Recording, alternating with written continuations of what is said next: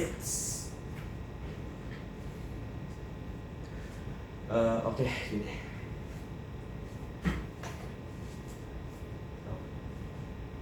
Oke. Assalamualaikum warahmatullahi wabarakatuh. Selamat malam teman-teman dan juga Bu Miftah selalu sebagai guru pembimbing matematika peminatan di kelas 11. Nah, perkenalkan, nama saya adalah Ryan Saputra.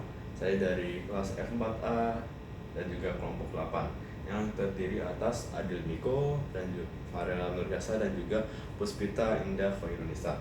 Nah, hari ini kami tuh sepakat bahwa bakal ngejelasin yang namanya tuh bilangan kompleks, penerapan bilangan kompleks dalam kehidupan sehari-hari. Nah, jadi tuh bilangan kompleks itu memiliki fungsi yang sangat bermanfaat bagi kehidupan sehari-hari. Misalnya tuh ada dari bidang komunikasi bisa, kemudian kelistrikan, astronomi, hingga transportasi dan juga sebagainya dan lain sebagainya. Nah, kemudian apa sih bilangan kompleks itu? Jadi bilangan kompleks adalah bilangan yang terdiri atas bilangan real dan bilangan imajiner. Nah, dengan bentuk sebagai berikut: Z sama dengan A plus B I dengan A dan B sebagai bilangan real. Nah, dari bentuk tersebut apa sih yang bikin bilangan tersebut jadi bilangan kompleks? Karena adanya keberadaan I ini. Nah, I atau imajiner itu menyebabkan suatu bilangan menjadi bilangan kompleks. Contohnya contoh banyaknya sebagai berikut: Z sama dengan 4 plus 3I. Nah, ini bentuk bilangan kompleks.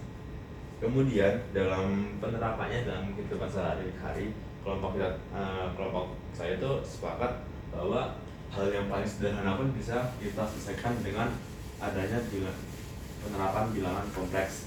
Contohnya apa? Kita tuh ngitung sudut kelereng biar kelereng kita tuh bisa kena sasaran gitu. Misalnya begini, kita gambar dulu diagram kartesiusnya. Misalnya kelereng sasaran ada di titik min 3, 1, 2, 3, 1, 2, 3. Nah, misalnya dalam satu ras ini kita anggap aja mewakili sebagai 1 meter gitu aja lah ya. Nah, sehingga ini minus 1, minus 2, minus 3, ini minus 1, minus 2, minus 3. Nah, kalau misalnya jangan langsung di situ, jadi kita bahas dulu penerapan bilangan kompleks dalam diagram Kartesius. Nah, kan kalau misalnya di dalam Kartesius itu kan kita kan mengenal adanya sumbu X dan sumbu Y. Nah, kalau dalam bilangan kompleks kita juga sama, namun bedanya sumbu X itu sebagai juga dengan sumbu bilangan real, dan juga sumbu Y itu sebagai dengan sumbu bilangan imajiner.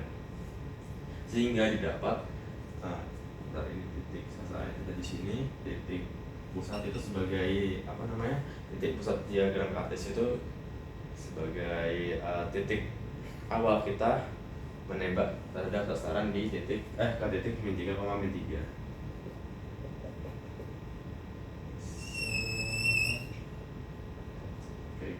Nah, jadi pertanyaannya, di sudut berapakah kita bisa menembak kelereng kita ke titik sasaran dengan tepat gitu loh. Nah, pertama-tama kita tuh mengidentifikasikan satu dulu. Jadi kan titik sasarannya kan berada di titik minus 3, minus 3 tuh. Nah, kemudian kita bisa asumsikan bahwa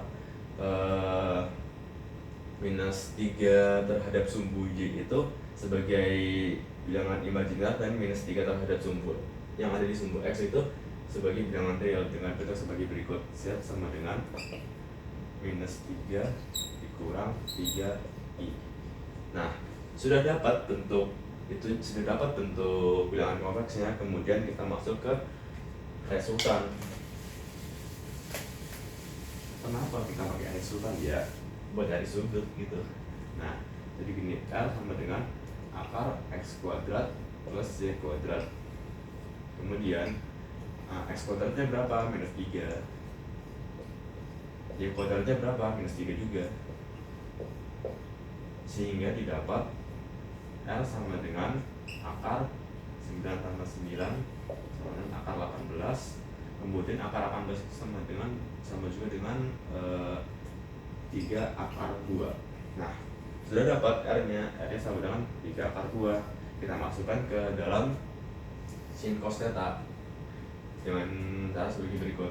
Kalau misalnya cos, itu kita pakai rumusnya itu X per R. Dengan X-nya berapa? Minus 3. Minus 3 per R-nya berapa? 3 akar 2. 3 akar 2. Nah, ini bisa kita sederhanakan menjadi minus setengah akar 2.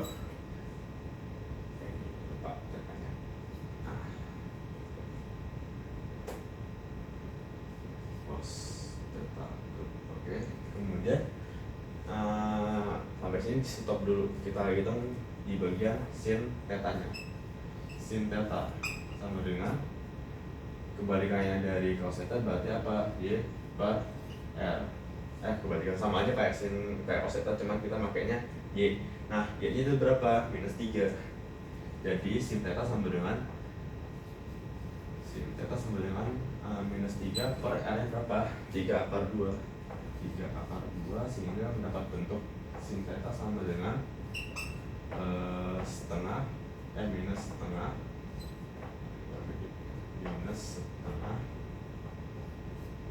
akar 2. Nah, sudah dapat bentuk. Nah, ini kan sudah dapat nih, ternyata cos theta sin theta itu besarnya sama. Jadi dapat dipastikan bahwa memiliki sudut bahwa cos dan sin yang memiliki sudut 1/2 akar 2 adalah 45. Jadi di sini dapat disimpulkan bahwa cos sin theta sama dengan minus 45. Nah, minus 45 derajat itu berapa? Karena dia tuh bentuk bilangan kompleksnya itu X dan Y adalah negatif.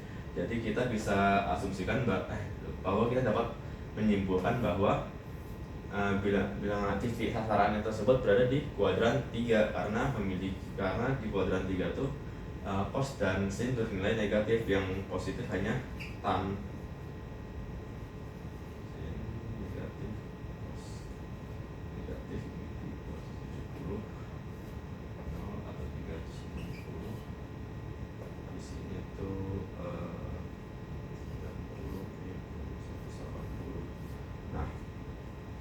Kemudian setelah mengidentifikasi dia ada di kuadran titik sasarannya itu ada di kuadran berapa, kemudian kita tuh masukin ke rumus trigono ya sama aja sih, rumus trigono, sehingga caranya itu sebagai berikut.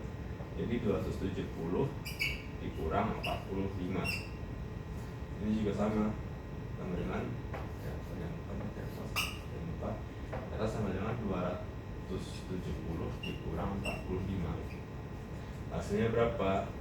225. Ini juga sama 225 derajat.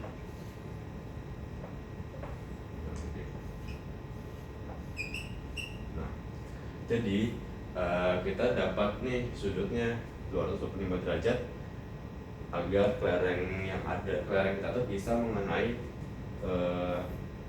sasaran yang ada di titik minus 3, minus 3.